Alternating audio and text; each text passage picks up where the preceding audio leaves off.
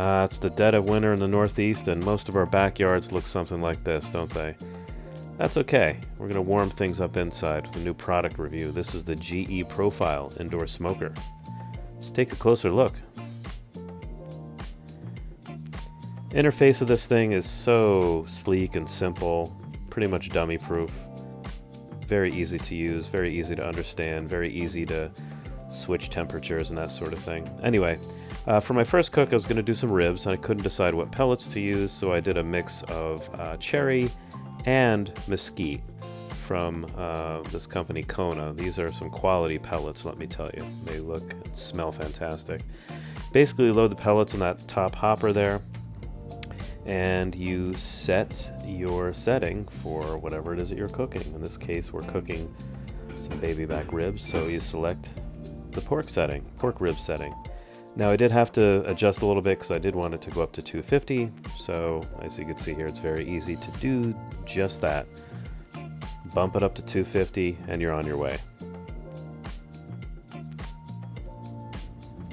A couple of other steps that the profile wants you to go through: adding water, make sure the pellets are in, and then it goes through its little preheating phase.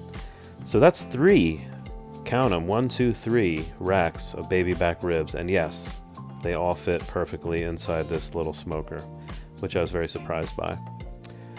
Just for some scope, this is what the GE Profile looks like on a half island there. Another cool feature of this thing is the smoke clearing option. It takes a few minutes to do it, but if you want to open that door and not get your house smoky, you have to hit that option. Ribs came out great, by the way. Would equate it to any other sort of pellet grill that you might be used to. I did have to finish off the ribs in the oven because the foil wrapping just took up too much space and it couldn't accommodate. Next time I'd probably just do 1 or 2 racks. I think 3 might have been too much.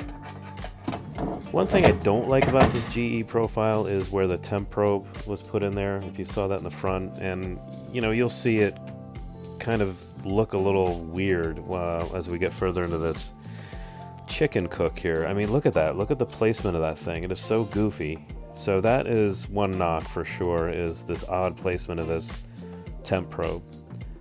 But again, so easy to just, put the chicken in, push a few buttons, and you're on your way.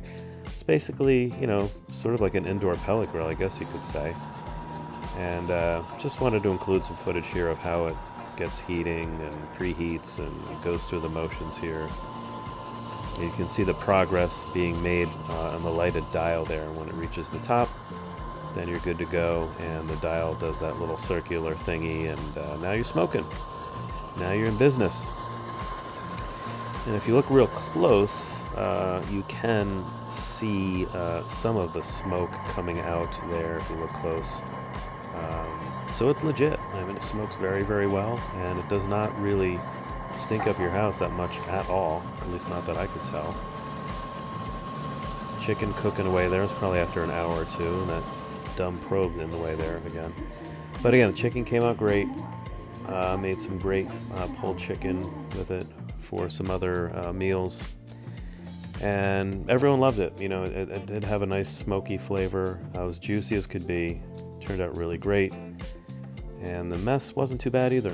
It's easy to clean. It's another pro of this machine. So if you're in the market for one of these, yeah, get one.